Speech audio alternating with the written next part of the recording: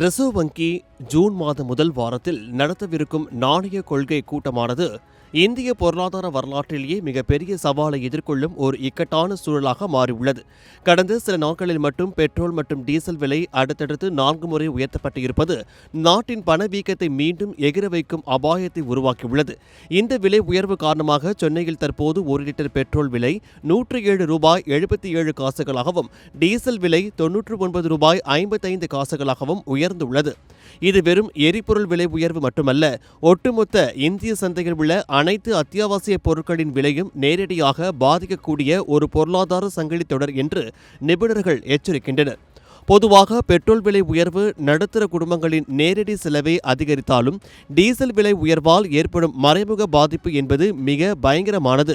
ஏனென்றால் இந்தியாவின் ஒட்டுமொத்த சரக்கு போக்குவரத்தில் 65 முதல் 70% சாலை வழியாகத்தான் நடைபெறுகிறது.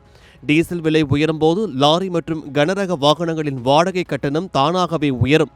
இதன் விளைவாக காய்கறிகள், பால், மளிகை பொருட்கள் முதல் கட்டுமான பொருட்கள் வரை அனைத்து அத்தியாவசிய பொருட்களின் விலையும் சந்தையில் மலமளவென உயர்ந்துவிடும்.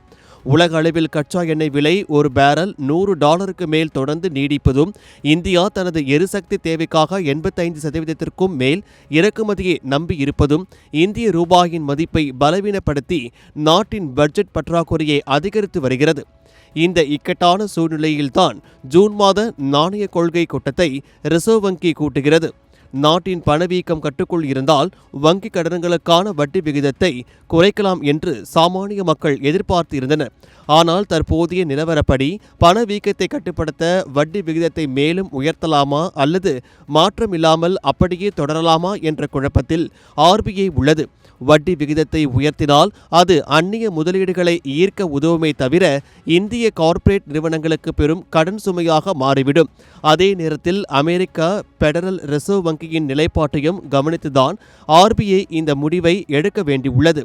இதன் மூலம் சாமானிய மக்களுக்கு கிடைக்கப் போகும் நேரடி பலன் என்னவென்றால், ஒருபுறம் காய்கறி, பால் உள்ளிட்ட அன்றாட பொருட்களின் விலை உயர்வால் மக்கள் அவதிப்பட நேரிடும்.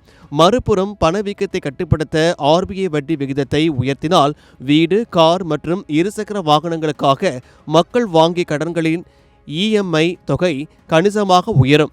சுருக்கமாக சொன்னால், சாமானிய மக்கள் இருபுறமும் பொருளாதார ரீதியாக அடிவாங்கக்கூடிய சூழல் உருவாக்கி உள்ளது. ரிசர்வ் வங்கி பணவீக்கத்தை கட்டுப்படுத்துவதற்கே முன்னுரிமை கொடுக்கும் என்பதால் வட்டி விகித குறைப்பு இப்போதைக்கு சாத்தியமில்லை அல்லது அடுத்த சில மாதங்களுக்கு EMI சுமை குறையாது என்றே தற்போதைய பொருளாதார சூழல் உணர்த்துகிறது.